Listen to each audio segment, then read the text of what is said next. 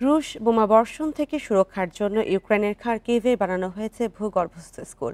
মাটির প্রায় ৩ থেকে ৭ তলা নিচে তৈরি স্কুলগুলোতে নতুন শিক্ষাবর্ষ শুরু করেছে সেখানকার শিশুরা। যুদ্ধকালীন সময় সন্তানরা সুরক্ষিত পরিবেশে স্কুলে ফিরতে পারা সন্তুষ্ট অভিভাবকরাও।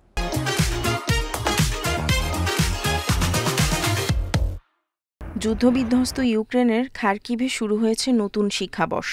এমন পরিস্থিতিতে মা বাবার হাত ধরে সশরীরে স্কুলে যাচ্ছে শিক্ষার্থীরা। তাদের জন্য বানানো হয়েছে মাটির কয়েক ফুট নিচে নিরাপদ স্কুল, যেখানে আছে নিরাপত্তার জন্য বিশেষ ব্যবস্থা। প্রথম দিন স্কুলে যাওয়ার জন্য প্রস্তুত ৬ বছরের মারিয়া ইয়াকুনকিনা। যুদ্ধাবস্থায় মেয়ে স্বাভাবিক জীবনের সুযোগ পাওয়ায় সন্তুষ্ট শিশুটির মা। স্কুলটি ৩ তলা নিচে, তাই আমরা মনে করি এটি নিরাপদ। আজ আমার মেয়ের স্কুলে প্রথম দিন। আমি চাই সে তার স্বাভাবিক স্কুল জীবন ফিরে পাক। এই স্কুলে আছে বোর্ডযুক্ত জানালাসহ অ্যাপার্টমেন্ট ব্লক। শিশুদের জন্য রয়েছে বালুর গর্ত। এয়ার রেইড অ্যালার্ট বাজার সময় শিক্ষক আর ছাত্ররা যেন দ্রুত আধুনিক সরঞ্জাম সহ নিরাপদ ক্লাসরুমে চলে যেতে পারে।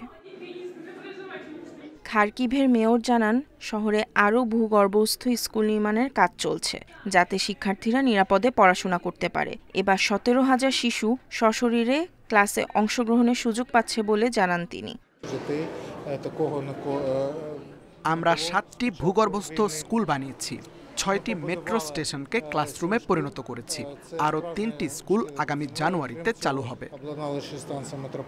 ২০২২ সালের ফেব্রুয়ারিতে ইউক্রেন জুড়ে রাশিয়ার বিশেষ সামরিক অভিযান শুরুর পর স্কুল থেকে বঞ্চিত শিশুরা। তাই যুদ্ধকালীন এই স্কুলগুলো ইউক্রেনের শিশুদের জীবনে নতুন আশার বাতিঘর হিসাবে দেখছে অভিভাবকরা।